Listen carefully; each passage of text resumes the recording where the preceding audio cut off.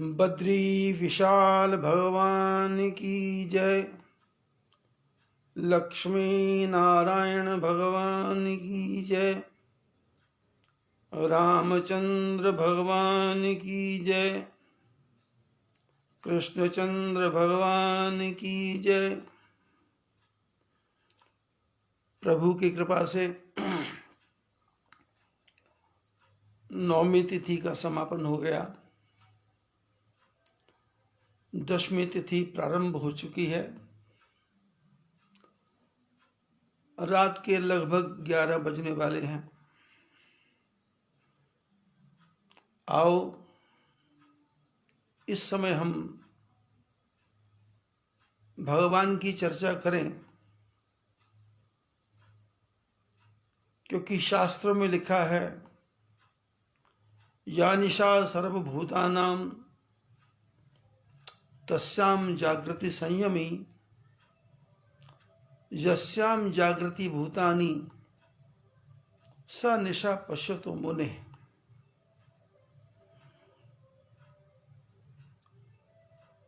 जिस दिन में संसार के लोग जागते हैं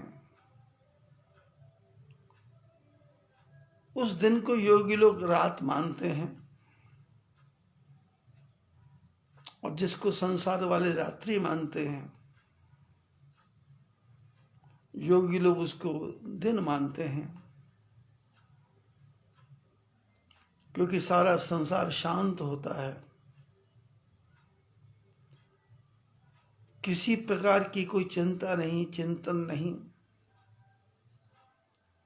भोजन करने के बाद पेट तृप्त है।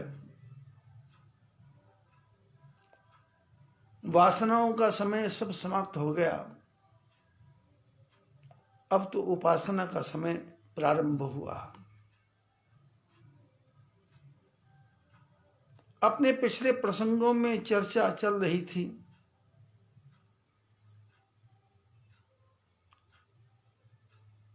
कि विष्णु भगवान ने राम जी के रूप में अवतार लिया।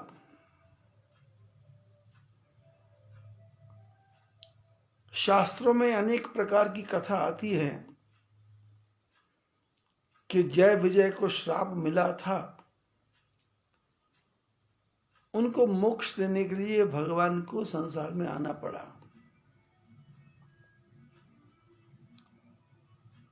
अब भगवान के पास मोक्ष के लिए सिर्फ यही साधन नहीं है कि 14 वर्ष का वनवास ले, उसके बाद सीता का हरण करवाएं, उसके बाद बंदरों की सेना इकट्ठी करें, उसके बाद हनुमान जी को भेजें, उसके बाद रावण के भाई भविष्य से मित्रता करें, उसके बाद समुद्र से प्रार्थना करें, और उसके बाद समुद्र पर क्रोध करें, और क्रोध करने के बाद समुद्र आके कहे कि आपकी सेना में ही लोग हैं जो पुल बना सकते हैं। और उसके बाद पुल बने, फिर राम जी पार जाएं, फिर युद्ध हो, लक्ष्मण मूर्छा हो, संजीवनी बूटी लेने के लिए हनुमान जी जाए, वापसी में भरत जी बाण मार के जमीन पे गिरा दें, हनुमान जी के मान का मर्दन हो और हनुमान जी वापस राम जी के पास आए।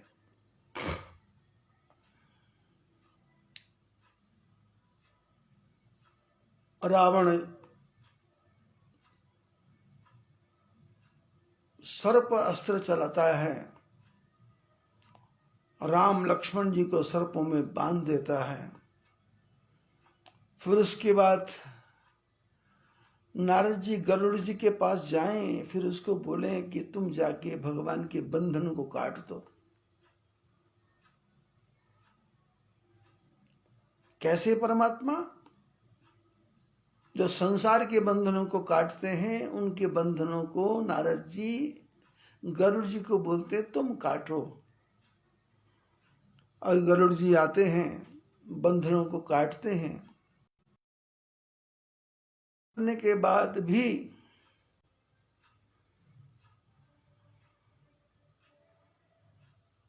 गरुड़ जी को मोह हो जाता है कि जिसके बंधनों को मैंने काटा ये भगवान नहीं है, ये तो साधारण से कोई मनुष्य है। नारद जी ने मेरे को गलत बोला। नारद जो नारम ज्ञानम ददाती थी नारदः, जो सबको सत्य के ज्ञान का प्रकाश देते हैं।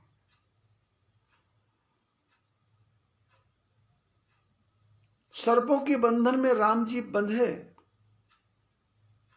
क्या राम जी स्वयं सर्पों के बंधनों को नहीं काट सकते थे? पर भगवान ने ये बंधन इसलिए स्वीकार किया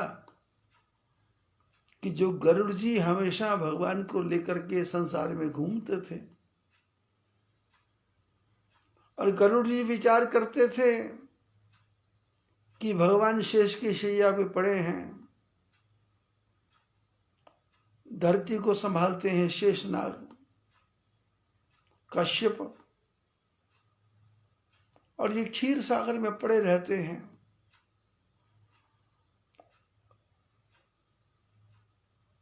जिनके शेषनाग पर धरती है, जिस धरती पर क्षीर सागर है, जिस क्षीर सागर में नारायण भगवान लक्ष्मी के साथ वास करते हैं,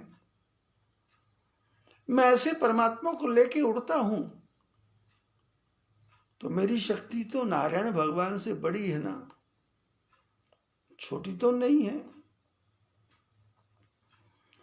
क्योंकि संसार में रह करके कभी कभी मनुष्य को अहंकार हो जाता है कि घर को चलाने वाला वही है, परिवार को चलाने वाला वही है, माता पिता को खिलाने वाला वही है, भाइयों का पोषण करने वाला वही है, उसके बिना सारा संसार भूखा मर जाएगा। ऐसे ही गरुड़ जी को अपने पंखों पे नारायण भगवान को उड़ते उड़ते लेके जाते जाते अहंकार हो गया, और भगवान नारायण लीला करते हैं कि सर्पों के बंधन में बंध जाते हैं। और नारद जी भगवान की लीला का प्रचार प्रसार करने के लिए गरुड़ की दृष्टि को खोलने के लिए गरुड़ जी को कहते हैं कि राम बंधन में बंध गए। और शास्त्रों में लिखा है गरुड़ जी आए, बंधन को काटा, पर मन में जो भ्रम था वो बाहर आ गया, मन में जो अहंकार था वो बाहर आ गया। ये भगवान नहीं है।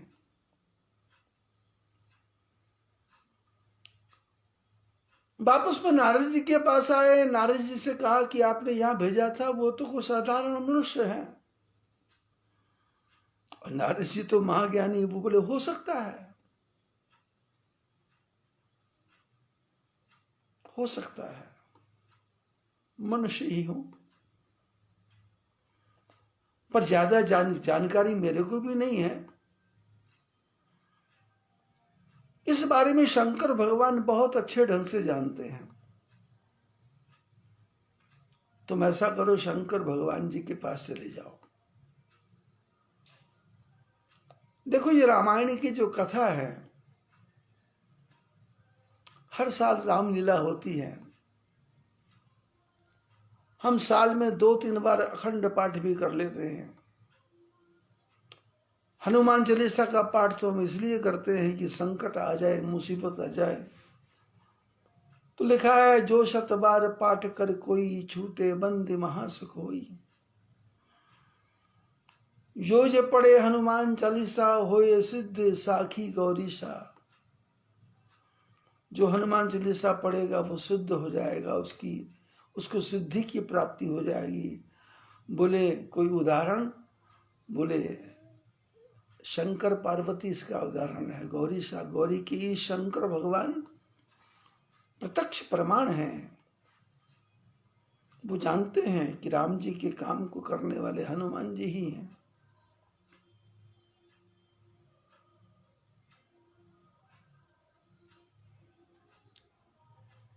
अब हम अखंड पाठ करते हैं, हनुमान चालीसा करते हैं, और अखंड पाठ के पीछे हमारी भावना क्या होती है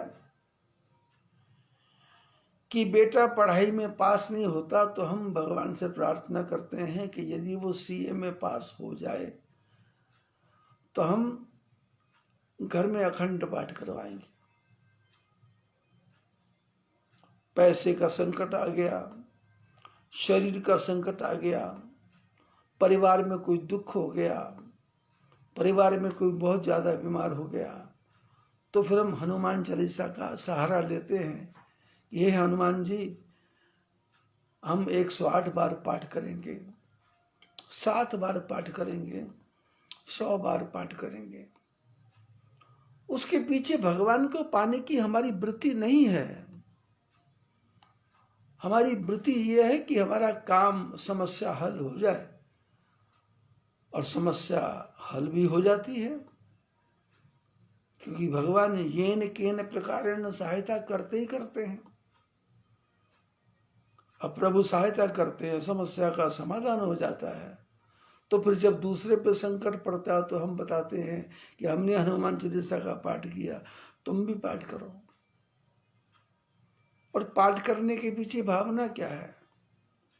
भगवान को नौकर बना करके उससे काम करवाना, भगवान को अपना सेवक समझ करके उनकी ड्यूटी लगाना कि ये काम तुम करो, और यदि तुम ये काम कर दोगे तो मैं 100 रुपए का प्रसाद चढ़ाऊंगा।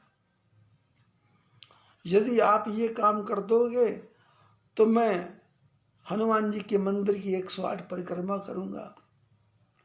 यदि आप मेरा ये काम कर दोगे तो मैं अपने घर से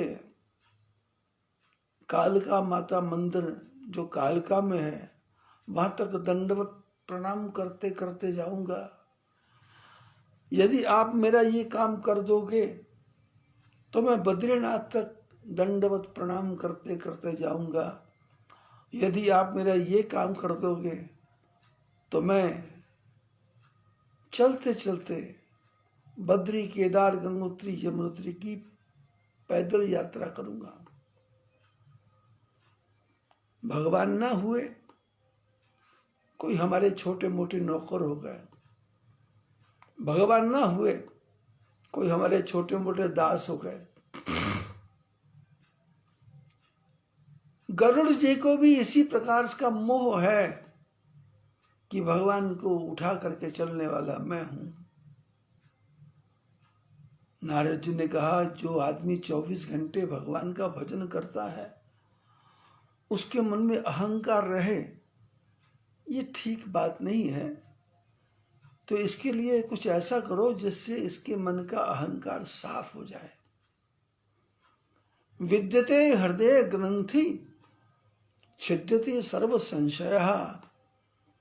ये इसके हृदय में जो अहंकार की गांठ पड़ी है वो कट जाए, वो टूट जाए, बिध जाए, समाप्त हो जाए। और इसका जो संशय है कि मैं भगवान को उठाकर चलने वाला हूं, ये संशय दूर हो जाए।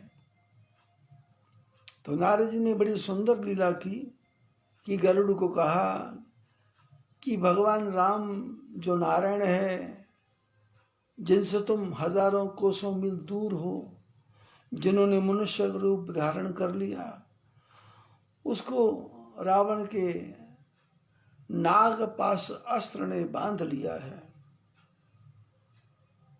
गरुड़ जी को पता लगा, अनायास ही अचानक ही सामने प्रकट हुए और अपनी चोंच, अपने पंजों से सर्पों का वध कर दिया। और हम आप लोग चर्चा करते हैं कि मांस खाना बहुत बुरा है, लेकिन कभी आपने गहराई से विचार किया कि गरुड़ जी जो नारायण को उठाते हैं वो खाते क्या हैं? सर्पों को खाते हैं। अब गरुड़ जी सर्पों को खाते हैं, मांसाहारी हैं। अब आप ये विचार करोगे कि मैं मांस खाने का एक उसको सत्यता सिद्ध कर रहा हूं। नहीं नहीं, हर एक जीव का अपना भोजन है। जिस जीव का जो भोजन है उसको उसको खाने की स्वतंत्रता है।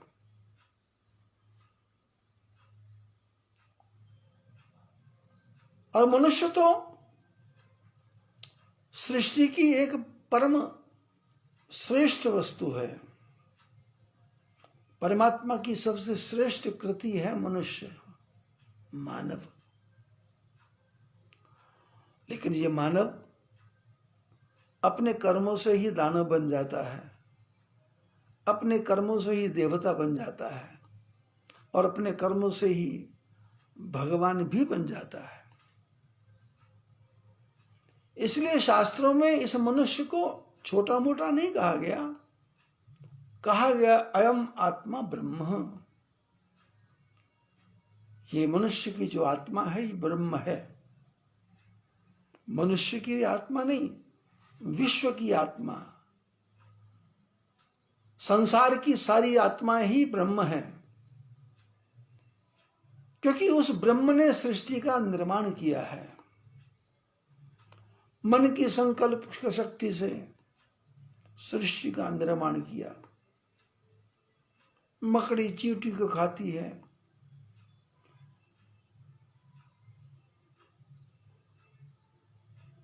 सांप मकड़ी को खा जाता है। सांप जब मर जाता है तो चींटी मकड़ियों को खा जाती है। गाय को आपने देखा होगा, वो मांसाहारी नहीं है, लेकिन आपने देखा जब उसके बच्चा पैदा होता है तो बच्चे के शरीर पर लगा जितना भी कचरा है वो चाट चाट के साफ कर देती है। कभी किसी मनुष्य ने अपने बेटे के शरीर पर लगे हुए कचरे को अपनी जीभ से चाटा है क्या? अब यदि हम गाय की बराबरी करने लगे कि गाय खाती है तो हम भी अपने बच्चे की नाल को जीभ से चाटेंगे,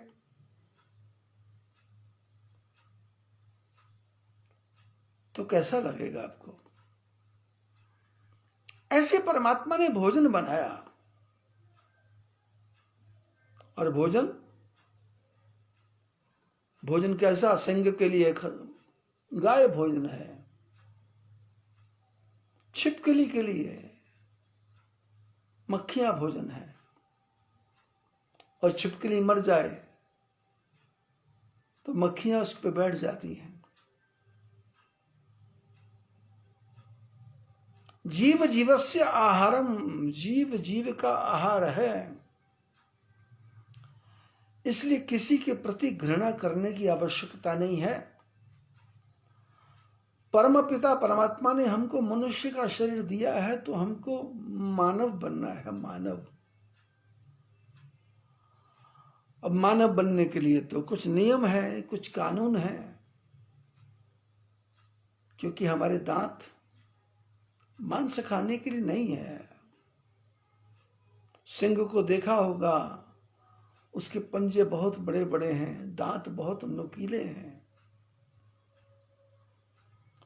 हमको मछली को खाना हो तो छीलना पड़ता है, काटना पड़ता है।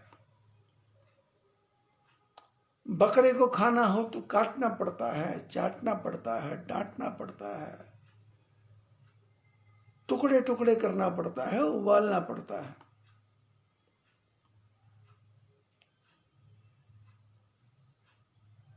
मांसाहारी और शाकाहारी के दो ही लक्षण हैं जो आपके ध्यान में आए होंगे और आपने अपने प्रैक्टिकल जीवन में देखा होगा।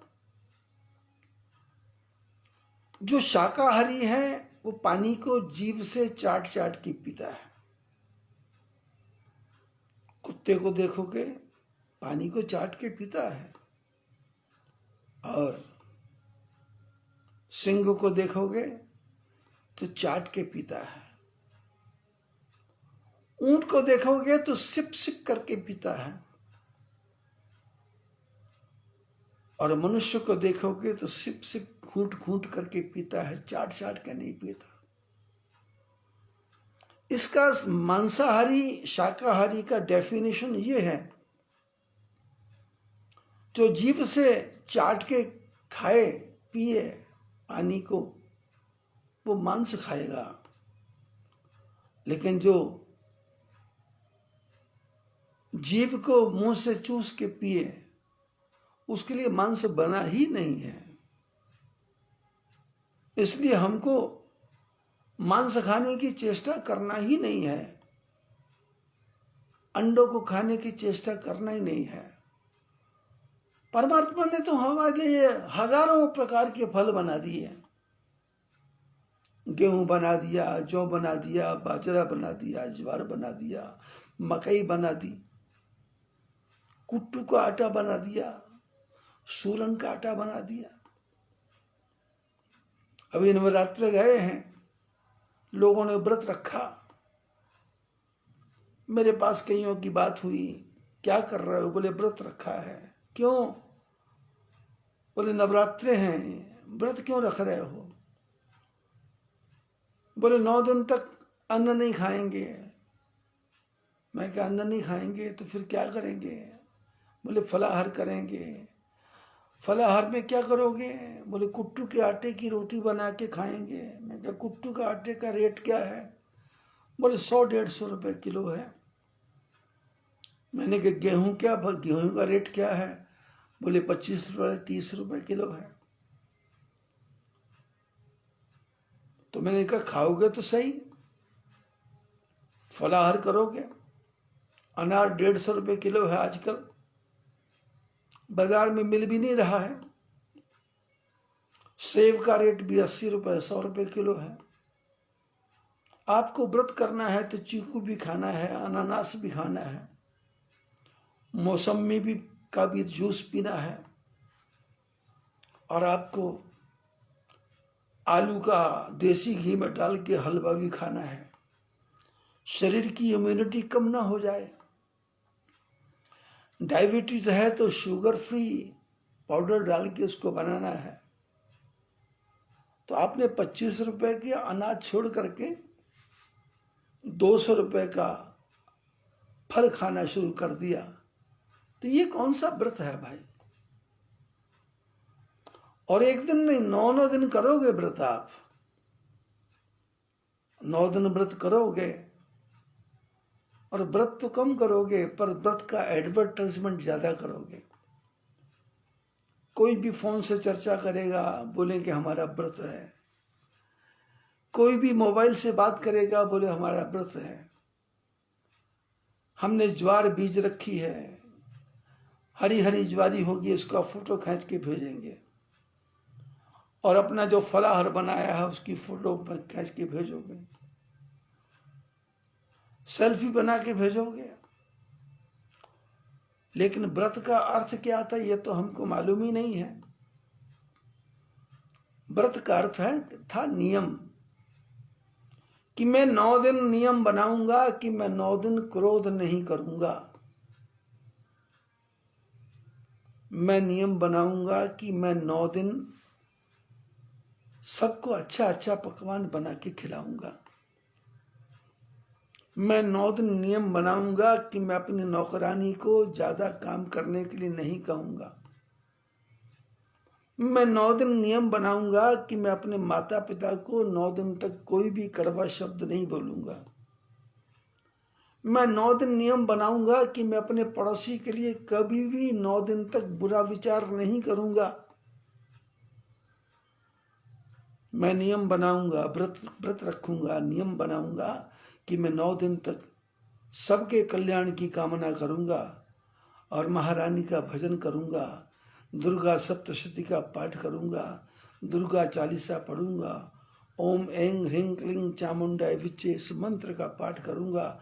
और पाठ करने के बाद में माँ जगदम्बा से प्रार्थना करूंगा कि माँ, संसार में जो ये महा बीमारी फैली हुई है, आप इसको सबको इससे दूर कर दो, सबका कल्याण कर दो।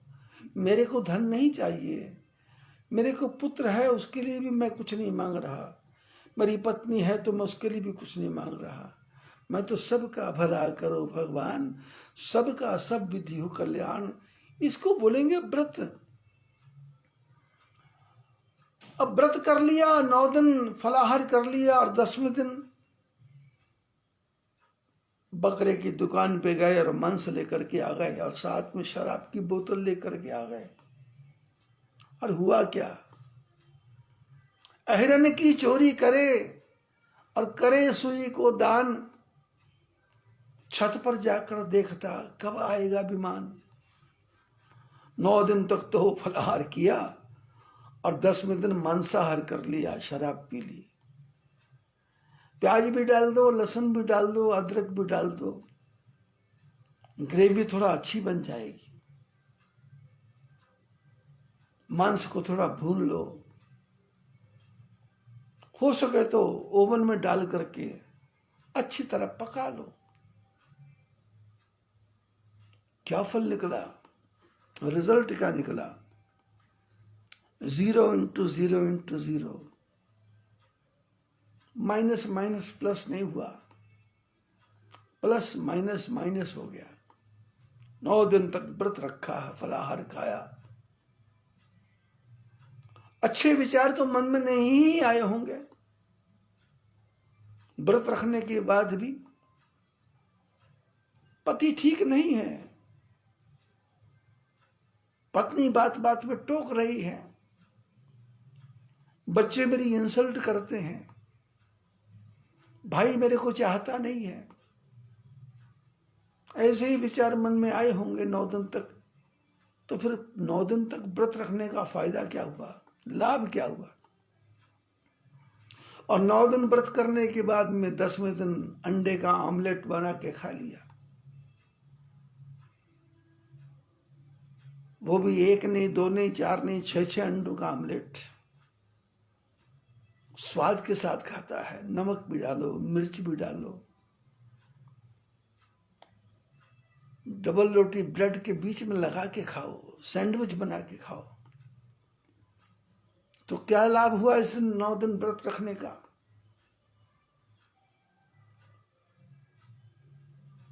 गरुड़ जी मांस खाते हैं, पर भगवान ने गरुड़ जी का कभी त्याग नहीं किया। इसका अर्थ ये नहीं कि मैं आपको बोल रहा हूं कि आप मांस खाओ। मनुष्य का जीवन तो मांस खाने के लिए बना ही नहीं है।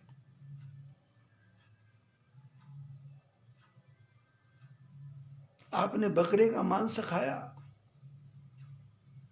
क्या आपको पता नहीं है कि दक्ष के सिर के ऊपर बकरे का सिर लगा है? आप बकरे का मांस नहीं खा रहे हो, आप दक्ष प्रजापति का मांस खा रहे हो। दंड कितना गहरा होगा ये आपको पता नहीं।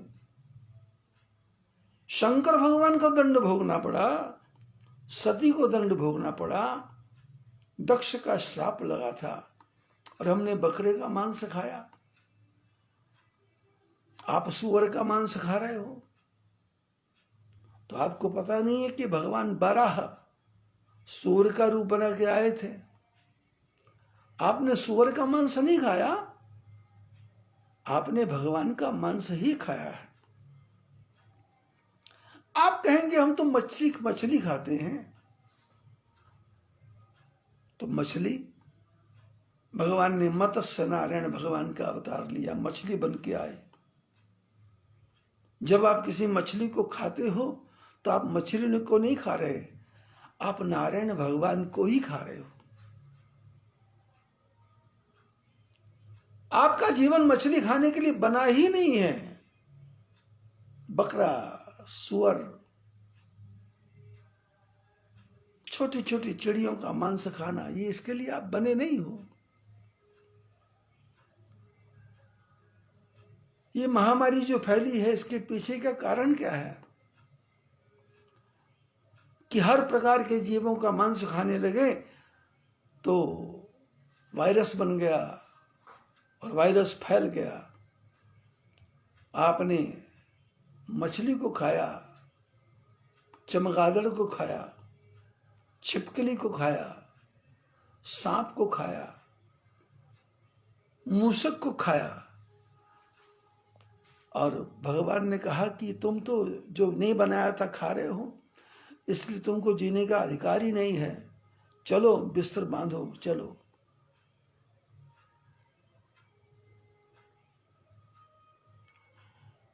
मेरे जीवन की छोटी सी घटना है तो थोड़ा सा अटपटी सी,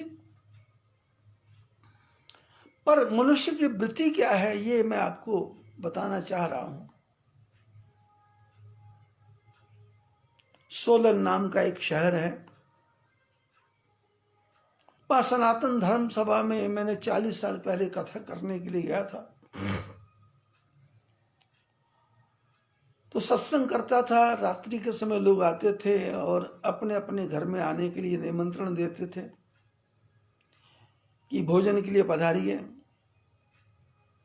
तो डायरी में नंबर नोट होता था। एक दिन एक सज्जन बुलाने के लिए आए, बोले हमारे घर में भोजन है। मैंने कहा आप सत्संग में आते हैं? बोले हाँ आते हैं। पीछे बैठते हैं, भीड़ बहुत होती है। मैं उनके घर में भोजन करने चला गया। घर बहुत पहाड़ी के ऊपर था, सुंदर घर था। दरवाजे के बाहर जाली लगी, घर के अंदर कमरा, कमरे के अंदर आगे बैठक, बैठक के अंदर फिर कमरा, कमरे के आगे फिर कमरा, और हर कमरे के बीच में जाली, जालियां ही जालियां। खिड़कियों पे देखा तो जालियां, रोशनदान पे देखा तो जालियां, वेंटिलेटर पे देखा तो जाली। 10 मिनट उन्होंने अपने जो डाइनिंग हॉल नहीं, दूसरा हॉल होता है जिसमें मेहमानों को बिठाते हैं, सोफे के ऊपर बिठा दिया। 10-5 मिनट दुनिया भर की चर्चा हुई, क्या करते हो, क्या करते हो, कैसा करते हो। एक दूसरे का आदान प्रदान हुआ और आखिर में उनकी धर्मपत्नी ने आवाज लगाई कि भोजन तैयार है, आइए। डाइनिंग टेबल पे बैठ गए, भोजन करने की तैयारी। और पत्नी ने पति को कहा कि पंखा लेके बैठो, थोड़ा थोड़ा पंखा करते रहो महाराज जी को, गर्मी ना लगे। इतने में ना जाने कहां से एक मक्खी भोजन के पास आके बैठ गई। इतनी जालियां लगने के बाद भी मक्खी भोजन के पास आके बैठ गई। उस आदमी ने पंखे से मक्खी को उड़ाया, पर मक्खी तो आपने देखा है ढीठ होती है। आदमी ही ढीठ नहीं होता, मक्खी तो महाढीठ। यहां से उड़ाओगे वहीं आके बैठेगी। उसको पता नहीं कैसे पता लगता है कि यहीं पर बैठी थी मैं। एक बार उड़ाया, 2 बार उड़ाया, 10-15 बार उड़ाया, पर मैं तो अपना भोजन करता रहा, ज्यादा ध्यान नहीं दिया। अंत में क्या हुआ, ये आदमी कमरे में, दूसरे कमरे में गया, एक छोटा सा गत्ता उठा के लाया। गत्ता उठा के लाया तो उसने, यहां मक्खी पड़ी थी, उस पर मारा गत्ते से, और मक्खी उड़ करके मेरे माथे पे यहां बैठ गई। अब उसको पता नहीं ध्यान रहा या नहीं रहा, उसने गत्ता उठाया और मेरे माथे पे मारा। मक्खी पिचक गई। ये भागा, पत्नी को बोला टावल लाओ। बोले क्या हुआ? बोले बाबा जी के माथे पे मक्खी मर गई। पत्नी बेचारी भागी भागी आई, पानी लेके आई, मेरा मुंह धुलवाया, मेरा मुंह साफ किया, और अपने पति की तरफ टेढ़ी आंख से देखा। उसने कहा क्या देख रही हो? मक्खी परेशान कर रही थी।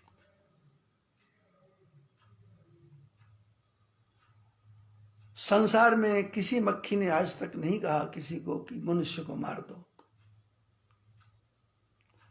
मनुष्य ने कहा मक्खी को मारो, मच्छर को मारो, वायरस को मारो, टाइफाइड को मारो, मलेरिया को मारो, बुखार को मारो, बस मारो मारो ही कर रहा है। जबकि मनुष्य का जीवन बना था तारों तारों के लिए, तारों तारों के लिए, तारों तारों के लिए रहा है। लोगों की इच्छा है कि 30 मिनट का ही सत्संग किया करूं, पर क्या करूं, जब विचारों की श्रृंखला चलती है तो मन पे कंट्रोल नहीं होता। मन करता है और तो 35 मिनट हो गए। आज के प्रसंग को अभी यही समाप्त करते हैं। इसके बाद दूसरा प्रवचन देंगे। तब तक आप इसको ध्यान से सुनो। सभी को आशीर्वाद।